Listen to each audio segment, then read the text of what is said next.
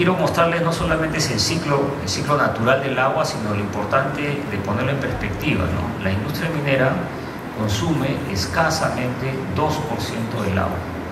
¿Quién es el gran consumidor del agua? La agricultura, lo cual está bien, produce un bien clave para la alimentación, para el desarrollo de las personas, pero ven ustedes que no es minería el principal sector, ¿no? La agricultura por largo, el segundo es el uso domiciliario, y ahí minería compite un poco con la industria. Y claramente, a lo largo de la actividad minera, por la misma sensibilidad del tema ambiental, por la misma estándares con los cuales operamos, tenemos desde que antes que empiece un proyecto una medición muy precisa de la hidrología y de la hidrogeología. Somos conscientes de que es un recurso escaso, es un recurso que compartimos con agricultura, con uso de consumo humano, y por lo tanto tenemos un registro, un monitoreo, como se dice en inglés, un assessment muy claro. Y obviamente a partir de eso, en el diseño del proceso productivo, desde el momento en que se tiene un proyecto, lo que se maximiza es la recirculación, el reuso de esas aguas. Pero no queda ahí el aporte de la minería, ¿no? Como dije, la minería en el Perú por lo general opera en zonas altoandinas, y en esas zonas altoandinas hacemos inversiones importantes para gestionar, mejorar la calidad del agua, a través de reservorios, a través de canales de regadío y hasta eventualmente con riego tecnificado. Y ahí me paro un minuto porque nuevamente el país crece a veces de manera dispar, hay actividad formal, actividad informal, también en agricultura. Aquí está Alfredo Rodríguez, que debe acordarse, en algún momento tuvimos una crisis como país en una presa de Relaves, en Tamboraque, ¿no? Que mostraba que descarga, eventualmente si hubiese fallado esa presa, iba hacia el río Rímac, y el río Rímac es el principal afluente de agua para la ciudad de Lima, donde estamos, y una cosa que se detectó, que es aguas arriba de esa presa de Relaves había actividad agrícola, digamos, vamos a llamarle no tecnificada, y lo que hacían era inundaban los campos, y esa inundación les daba obviamente un desarrollo económico. Pero ese esquema de operar no con riego tecnificado, sino por inundación, lo que hacía era saturaba todos los taludes, y por lo tanto volvía inestable aguas abajo una presa de Relaves que había sido diseñado con todos los controles, pero que se estaba moviendo. ¿Y por qué se estaba moviendo? Porque nuevamente el contexto hay que estudiarlo siempre. Teníamos una actividad agrícola en la parte alta. Yo estaba ayer y anteayer en el campo, justamente con acá la señora que está en el panel, Fabiola Cifuentes, y hemos visto varios de esos ejemplos. Obviamente de menor impacto, acá no hay ninguna autoridad, no tiene el impacto de la regadera de Tamboraque, pero sí, es algo con lo cual tenemos que ser conscientes y convivir, y por eso este concepto de riego tecnificado no es menor, es bien importante, porque se mejora el uso del agua y el impacto en el entorno donde está esta actividad es significativamente positivo. Entonces es otro de los aportes que creo que hay que relevar sobre la actividad formal. En esto me han ayudado nuevamente la Sociedad de Minería. Ahí lo que más que leer la letra chica es subrayar que tenemos que reconocer que como Estado, como país minero, tenemos una normatividad muy avanzada, madura, diría yo, ¿no? Disculpen hacer la comparación, no somos un país sin tradición minera, no somos un país como puede ser lo que estamos viendo en el Congo, que está muy de moda, mucho se escucha por el potencial de cobre que tiene. Y la industria madura se explica incluso en estos artículos, ¿no? Que tenemos mucha rigurosidad en la gestión del agua. Por ejemplo, en lo que les comenté, el monitoreo de las aguas, en el uso de geomembranas para evitar de que impactemos en el subsuelo, en el manejo de las presas de Relaves. Y aquí nuevamente quiero usar una experiencia previa. El Perú ha sido, en relación a otros países de la región, ha tenido una legislación en temas de Relaves más avanzada.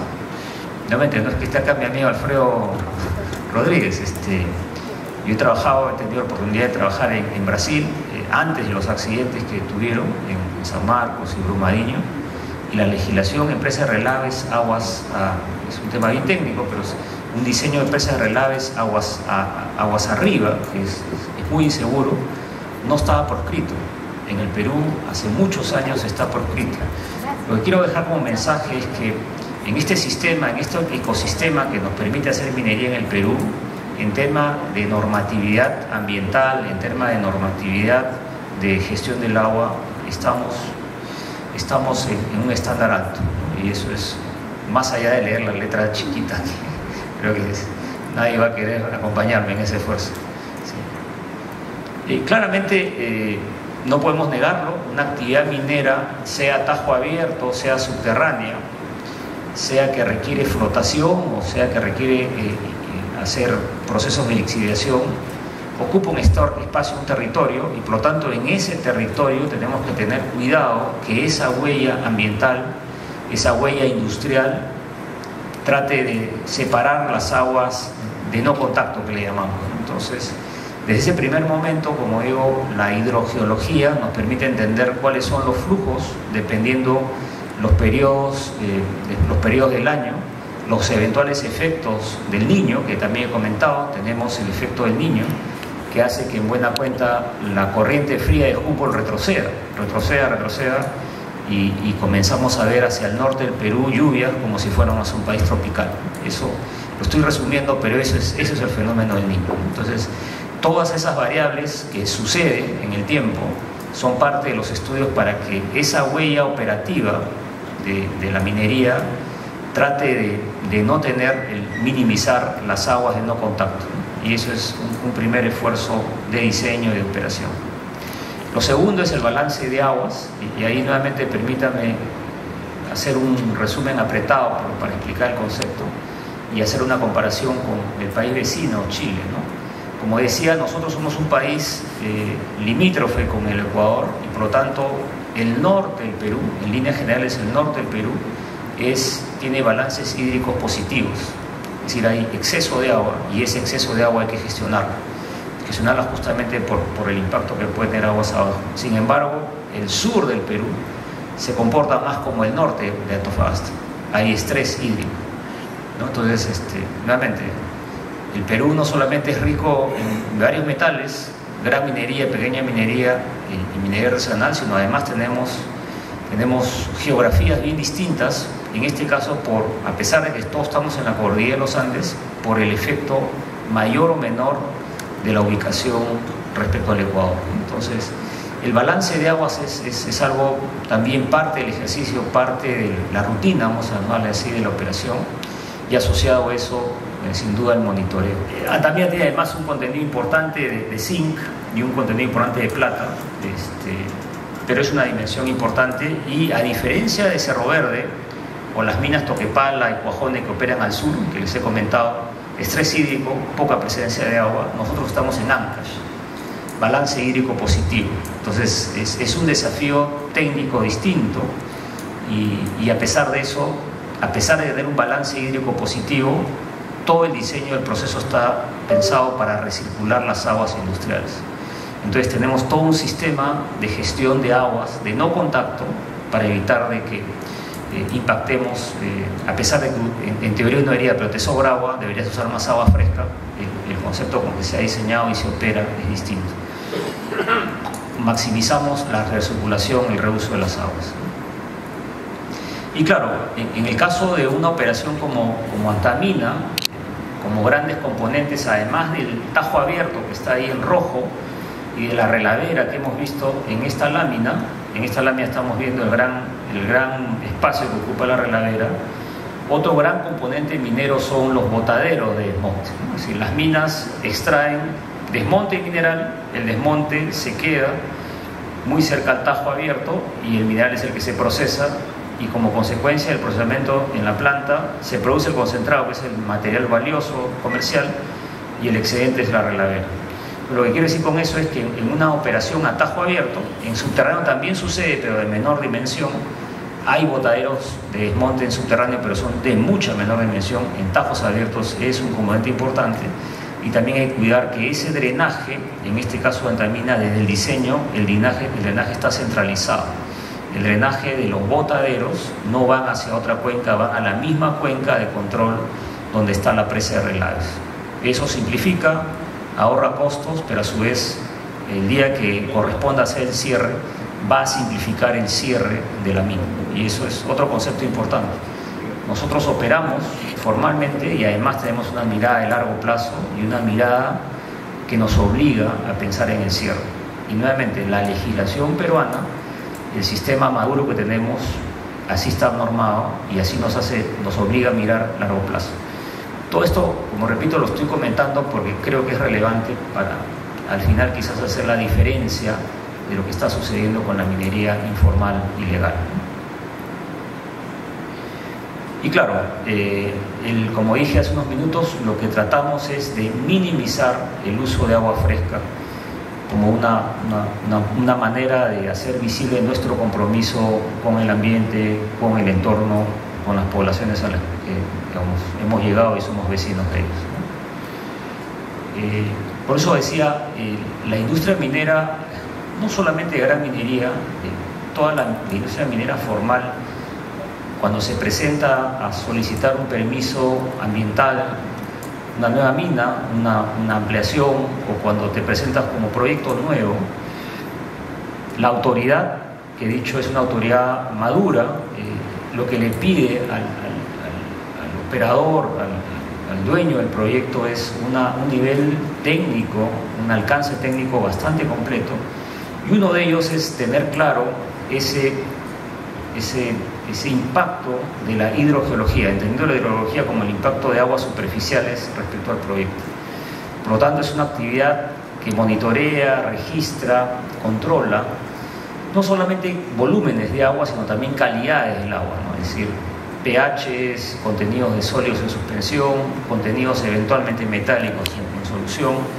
Como sabemos, y he tratado de explicarles, por la misma formación de los Andes, tenemos cursos de aguas naturales que tienen contenidos de boro, contenidos de arsénico por encima de lo normado.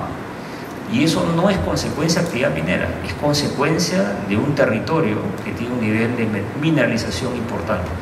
Entonces hacemos líneas base para hacer la diferencia. Antes que llegue el proyecto, cuál es la situación y hacer la comparación y poder delindar responsabilidades o eventualmente tener planes. Y aquí me detengo, no hay nadie de Nexa, de Milpo, trabajado en Nexa, en Milpo, teníamos un proyecto muy importante en Huancavelica y uno de las fuentes principales de la ciudad de Huancavelica es un curso que se estudió y tenía contenidos de arsénico en periodos de estiaje. En periodos de lluvia se diluía, pero en el periodo de estiaje niveles de arsénico altos. Entonces, nuevamente, la minería formal, en su propia manera de abordar los proyectos, genera información que no solamente es posible, es potencialmente importante para el proyecto, sino también para el entorno en que opera, ¿no? Y además, como decía, de los estudios hidrológicos, que es de alguna manera la suerte de aguas superficiales, también nos involucramos y estudiamos las aguas que, digamos, tienen impacto en los cuerpos, en los acuíferos, como se llaman, subterráneos. Tenemos, por lo tanto, igual líneas base, tenemos monitoreo con piezómetros y nuestra responsabilidad también va a ese espacio. Asegurarnos que aguas abajo de la operación, la actividad minera no impacte en la calidad, en este caso calidad de las aguas. El impacto en volúmenes no son significativos, pero eventualmente podría haber un impacto en calidad del agua. En resumen era eso, tratar de una presentación breve, 1.400 en la onza. Los países desarrollados enfrentaron la pandemia, esta crisis, con un tremendo impulso monetario. Hubo mucho excedente monetario en estos países para evitar la recesión que traía la pandemia. Y obviamente post pandemia una parte importante de ese excedente monetario se está yendo a un producto que no es perecible y de bajo riesgo, como puede ser el oro. Entonces eso, en pocas palabras, explica por qué el oro post pandemia está donde está, en 2100, pero genera un tremendo incentivo económico detrás. Si a eso le sumamos que la propia pandemia en un país como el nuestro, con alto nivel de informalidad, generó desempleo, y si le sumamos a eso una legislación laxa que ha permitido partir del sistema digamos, la autoridad minera está partida en dos. Hay una autoridad minera que rige para la mediana y gran minería, de la cual somos parte nosotros como sociedad de minería, y hay otra autoridad que funciona para lo llamada minería a pequeña escala y artesanal, que es el gobierno regional. Y ese resquicio, ese doble estándar ha permitido el crecimiento desmedido de esta actividad. Al día de hoy hay un descalce muy grande entre plantas que han obtenido permisos en los gobiernos regionales, plantas y minas. Plantas sin duda que incentivan esta actividad y que en números es evidente, ¿no? El Perú formalmente produce números gruesos 3 millones de onzas de oro que se reportan todos los meses en el Ministerio de Energía y Minas. Sin embargo, por las aduanas del Perú, usando el Reinfo, salen 4 millones de onzas. Y adicionalmente a eso, haciendo una medida indirecta de las mismas cuentas de producción y exportación de los países vecinos, fundamentalmente Bolivia, habría otro 1 millón de onzas en exceso. Entonces, ese es el tamaño del problema y por eso que aprovecho este espacio. Yo sé que no es el tema, pero sí tiene un impacto porque es una actividad que está fuera de control y que está dejando un legado complicado en el tema ambiental, que está impactando en las aguas y que esperamos se abra el debate para encontrar una solución definitiva.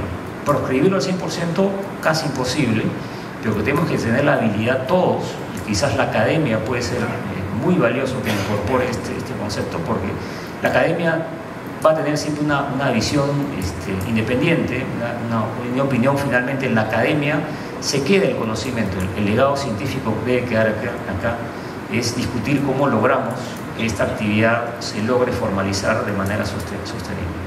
Muchas gracias.